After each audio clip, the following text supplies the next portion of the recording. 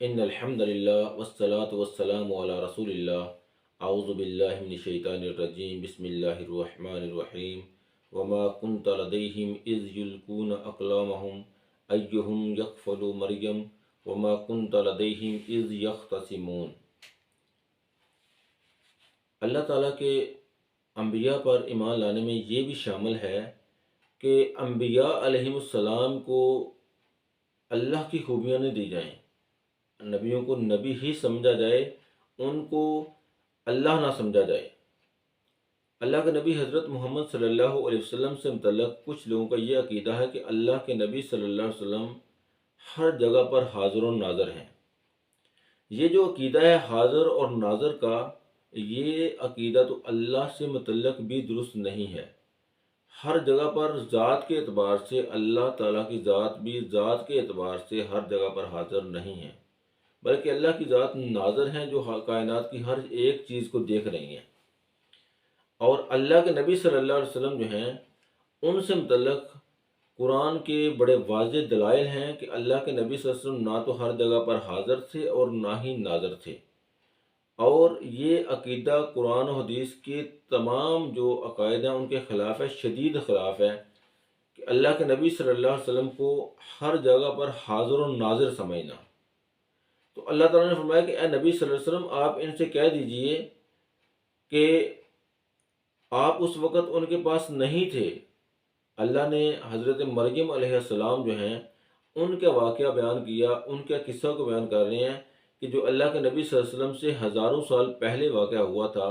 اور اللہ کے نبی اس واقعہ کو ایسے بیان کر رہے تھے جیسے کہ آپ چشمدید گواہ ہیں۔ تو اس سے اللہ کے نبی صلی اللہ علیہ وسلم کی حقانیت، صداقت واضح ہوتی ہے کہ اللہ کے نبی صلی اللہ علیہ وسلم نہ تو کسی دنیا میں کسی انسان کے شاگرد تھے، نہ آپ نے تورات پڑھ رکھی تھی، نہ آپ نے انجیل پڑھ رکھی تھی، نہ ہی کسی کے شاگرد تھے، بلکہ یہ ساری باتیں اللہ تعالیٰ نے آپ کو بذریعہ وحی سکھلائیں۔ اور اسی لیے اللہ کے نبی صلی اللہ علیہ وسلم بڑے ایکوریٹ طریقے سے یہ باتیں بتا رہے تھے، بڑے کلیئرٹی سے یہ بتا رہے تھے۔ تو اللہ بتا رہے ہیں، کہہ رہے ہیں کہ نبی صلی اللہ علیہ وسلم آپ اس وقت ان کے پاس نہیں تھے جب وہ لوگ کلمے ڈال رہے تھے کہ مریم علیہ السلام کی کفالت کون کرے گا۔ تو یہ جو واقعہ ہے یہ اللہ کے نبی صلی اللہ علیہ وسلم سے بہت پہلے کا تھا۔ تو اللہ کے نبی اس کلیئرٹی سے بتا رہے تھے، اللہ کہہ رہے ہیں کہ نبی آپ اس وقت وہاں پر موجود نہیں تھے، بلکہ یہ باتیں آپ کو ہم بذریعہ وحی سکھا رہے ہیں، بذریعہ وحی بتا رہے ہیں۔ پھر آگے ایک اور جگہ پر اللہ نے موسیٰ علیہ السلام کے واقعے سے متعلق فرمایا کہ اللہ کے نبی صلی اللہ علیہ وسلم سے پہلے موسیٰ علیہ السلام کو 2000 سال کا عرصہ پہلے دنیا میں تشریف لائے، اور اللہ کے نبی صلی اللہ علیہ وسلم نے موسیٰ علیہ السلام کی بھی پر نازل ہونے والی کتاب تورات کو بھی نہیں پڑھا تھا، انجیل کو بھی نہیں پڑھا تھا، اور کسی سے کچھ سیکھا نہیں تھا، لیکن اللہ کے نبی صلی اللہ علیہ وسلم موسیٰ علیہ السلام کے واقعے کو بڑی کلیئرٹی سے بیان کر رہے تھے۔ تو اللہ نے فرمایا کہ اللہ نے یہ، کیونکہ اللہ تو عالم الغیب ہے، قیامت تک جو کچھ بھی ہوگا اللہ کو علم ہے۔ اللہ کو اس بات کا علم تھا کہ کائنات میں کچھ ایسے لوگ پیدا ہوں گے جو اللہ کے نبی صلی اللہ علیہ وسلم سے متعلق اس طرح کے عقائد گھڑ لیں گے کہ اللہ کے نبی ہر جگہ پر حاضر و ناظر ہیں۔ تو اللہ تعالیٰ نے 2-3 باتوں کو کلیئر کر دیا۔ ایک یہ کہ لوگوں کو یہ بتا دیا، سمجھا دیا کہ جو اتنے پرانے، اتنے پیچھے کے واقعات جو تھے، اللہ کے نبی ان کو اتنے کلیئرلی اس لیے بیان کر رہے ہیں کہ یہ اللہ کے نبی کے سچا اور اللہ کا نبی ہونے کی دلیل ہے۔ دوسرے نمبر پر اللہ نے یہ بھی بات کلیئر کر دی کہ آپ صلی اللہ علیہ وسلم کو یہ باتیں بذریعہ وحی بتائی جا رہی ہیں۔ آپ صلی اللہ علیہ وسلم اس وقت ان واقعات کے دوران وہاں پر موجود نہیں تھے۔ تو اللہ فرماتے ہیں کہ وَمَا كُنْتَ بِجَانِبِ الْغَرْبِيِّ، کہ اے نبی صلی اللہ علیہ وسلم آپ مغرب کی جانب اس وقت موجود نہیں تھے، اِذْ قَضَيْنَا موسیٰ الامر، کہ جب ہم نے موسیٰ علیہ السلام کو وحی دینے کا فیصلہ کر لیا، تو آپ اس وقت وہاں پر موجود نہیں تھے۔ وَمَا كُنْتَ مِنَ الشَّاهِدِينَ، اور آپ ادھر گواہوں میں، شاہدین میں نہیں تھے۔ تو اللہ نے یہ بتا دیا کہ موسیٰ علیہ السلام کے متعلق جتنے بھی ڈیٹیلز ہیں، یہ ساری کی ساری اللہ کے نبی اتنے کلیئر طریقے سے، واضح طریقے سے، ایکوریٹلی اس لیے بتا رہے ہیں کہ اللہ کے نبی صلی اللہ علیہ وسلم اللہ تعالیٰ کے رسول ہیں، نبی ہیں، اور وہاں پر موجود نہیں تھے۔ تو اس میں 2-3 باتیں کلیئر ہوتی ہیں کہ اللہ کے نبی صلی اللہ علیہ وسلم اللہ کے سچے نبی ہیں، اور یہ ساری باتیں وحی کے علاوہ اتنی کلیئرٹی سے بتانا کسی کے بس کی بات نہیں ہے۔ تو یہ بھی ثابت ہوگا کہ اللہ کے نبی وہاں پر موجود نہیں تھے، اللہ نے خود کہہ دیا۔ اس کے علاوہ اللہ کے نبی صلی اللہ علیہ وسلم کو اللہ تعالیٰ نے ایک اور حکم ارشاد فرمایا کہ وما کنت بجانب الطور اذ نادینا، کہ اے نبی صلی اللہ علیہ وسلم آپ طور کے پاس بھی نہیں تھے، کہ جب طور پہاڑی پر اللہ تعالیٰ نے موسیٰ علیہ السلام کو آواز دی، بلایا، تو آپ وہاں پر اس وقت بھی موجود نہیں تھے، بلکہ یہ جو آپ کو وحی کے ذریعے بتایا جا رہا ہے یہ آپ کی پروردگار کی طرف سے آپ پر رحمت ہے، جو آپ کو ان باتوں سے متعلق ہوشیار کیا جا رہا ہے، بتایا جا رہا ہے، آپ وہاں پر موجود نہیں تھے۔ پھر ایک اور مقام پر اللہ نے فرمایا کہ وما کنت ثاویا فی اہل مدین،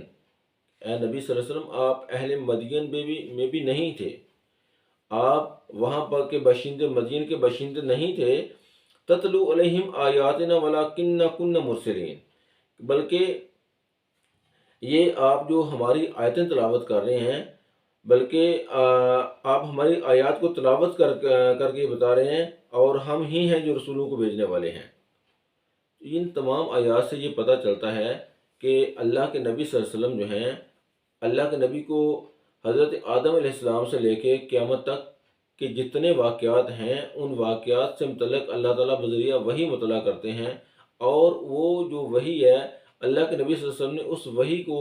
اپنی امت کے تمام لوگوں تک پہنچا دیا۔ اب یہ عقیدہ رکھ لینا کہ اللہ کے نبی صلی اللہ علیہ وسلم ہر جگہ پر حاضر و ناظر ہیں، تو یہ تو اللہ کے نبی صلی اللہ علیہ وسلم نے کہیں بھی خود بھی ارشاد نہیں فرمایا، اور بلکہ اللہ کے نبی صلی اللہ علیہ وسلم کی زندگی میں ایسے بہت سارے واقعات ہوئے کہ جن سے یہ ثابت ہوتا ہے کہ آپ صلی اللہ علیہ وسلم جو ہیں وہ ہر جگہ موجود نہیں تھے۔ اور اگر اللہ کے نبی کو ہر جگہ پر موجود سمجھا جائے تو پھر اللہ کے نبی صلی اللہ علیہ وسلم کی توہین جو ہے وہ ہو جاتی ہے۔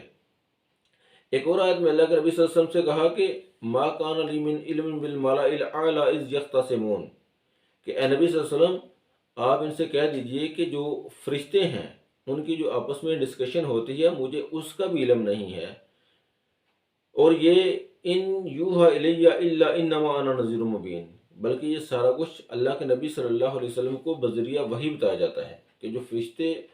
آسمانوں پر آپس میں ڈسکشن کرتے ہیں، جو باتیں کرتے ہیں، جو ان کی باتیں ہوتی ہیں، اللہ کے نبی نے یہ کہا کہ مجھے ان باتوں کا علم نہیں ہے۔ اللہ نے کہلوایا کہ اے نبی آپ ان سے کہہ دیجئے کہ مجھے ان باتوں کا علم نہیں ہے، بلکہ مجھے یہ ساری باتیں وحی کے ذریعے بتائی جاتی ہیں۔ پھر آگے اللہ نے کہا کہ ذالک من انباء الغیب، کہ یہ ساری کی ساری جو غیب کی خبریں ہیں۔ یہاں پر ایک اور بات بھی کلیئر ہوتی ہے کہ اللہ کے نبی صلی اللہ علیہ وسلم سے متعلق یہ عقیدہ رکھنے والے لوگ کہ اللہ کے نبی کو اللہ نے علم غیب دیا تھا، علم غیب نہیں دیا تھا، اللہ نے انباء الغیب کی بات کی ہے کہ اللہ نے اپنے نبیوں کو غیب کی خبریں دی۔ غیب کی خبر میں اور غیب کے علم میں فرق ہے۔ غیب کی خبر جو ہے وہ اور چیز ہے، اللہ نے جب بھی بات کی غیب کی خبر کی بات کی ہے، اللہ نے کسی کو غیب کا علم نہیں دیا۔ غیب کے علم جو غیب کا علم ہے وہ صرف اللہ کے پاس ہے، اللہ کے علاوہ کسی اور کے پاس نہیں ہے۔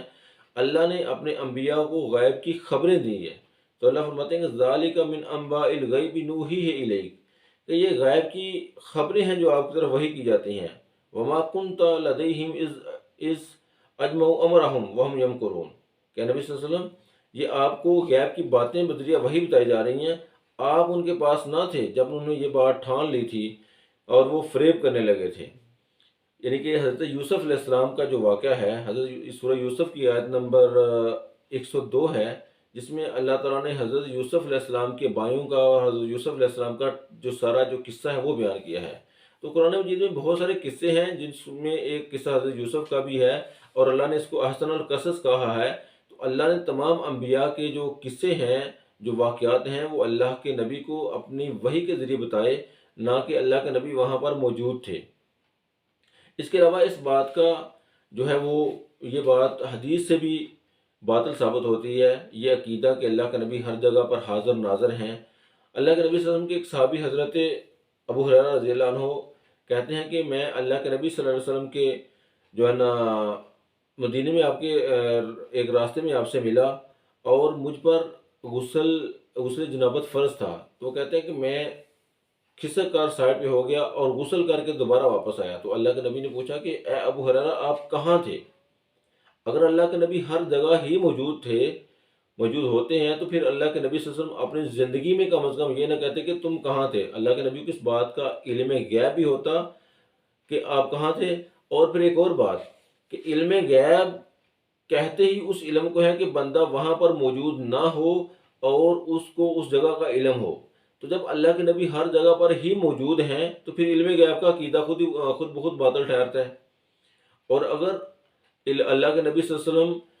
عالم الغیب ہیں تو پھر حاضر ناظر کا عقیدہ باطل ہو جاتا ہے۔ تو یہ دو عقیدے جو ہیں وہ دونوں ایک دوسرے سے متصادم ہیں کہ اگر اللہ کے نبی حاضر الناظر ہیں تو پھر عالم الغیب کا عقیدہ جو ہے وہ آٹومیٹک جو ہے وہ متصادم ہو جاتا ہے اس سے۔ اور اگر اللہ کے نبی عالم الغیب نہیں ہے، حاضر ناظر نہیں ہے، تو پھر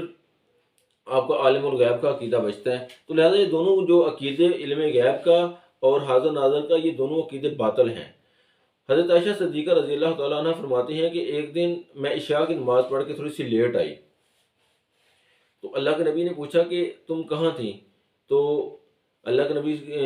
حضرت عائشہ فرماتی ہیں کہ میں نے کہا کہ یا رسول اللہ صلی اللہ علیہ وسلم، میں نے ایک صحابی کو تلاوت کرتے سنا ہے اور نہ میں نے اس سے پہلے کبھی اس کو کسی کو ایسی تلاوت کرتے سنا، نہ کبھی بعد میں سنا۔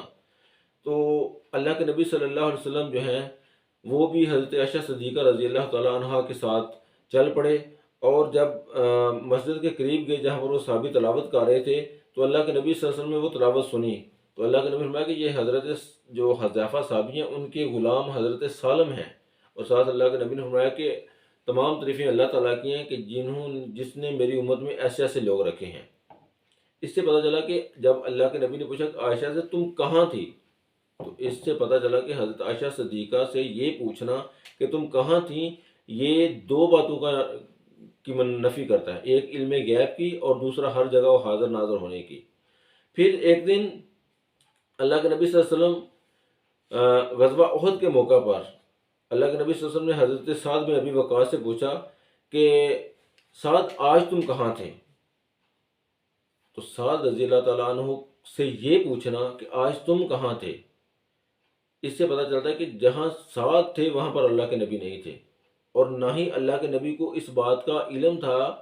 کہ سعد کہاں ہیں۔ ایک دن حضرت ابوبکر صدیق اللہ کے نبی فرمایا کہ ابوبکر صدیق میرے پاس آئے اور پوچھا کہ اے اللہ کے نبی، میں آپ کے گھر گیا تھا، آپ کو تلاش کر رہا تھا تو آپ نہیں ملے۔ تو اللہ کے نبی صلی اللہ علیہ وسلم نے فرمایا کہ میں نے آپ کو بتایا نہیں تھا کہ میں نے آج جو ہے نا جانا ہے وہاں پر، کسی جگہ مقام کا نام لیا کہ میں نے وہاں پر جانا ہے۔ اگر اللہ کے نبی صلی اللہ علیہ وسلم حاضر ناظر ہیں، اگر یہ عقیدہ رکھا جائے تو قرآن مجید میں دو طرح کی صورتیں ہیں، کچھ صورتیں مکی اور کچھ ہیں مدنی۔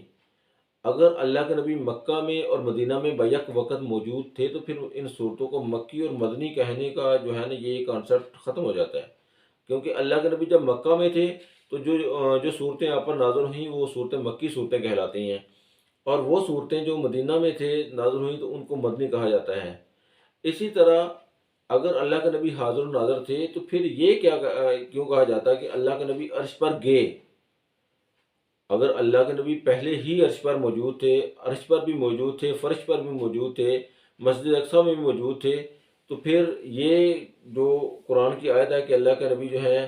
اللہ تعالیٰ ان کو پاک ہے وہ ذات جو ان کو لے گئی، تو اس سے پتہ چلتا ہے جو ذات لے گئی اللہ کے نبی صلی اللہ علیہ وسلم جو ہیں وہ ہر جگہ حاضر و ناظر نہیں ہیں۔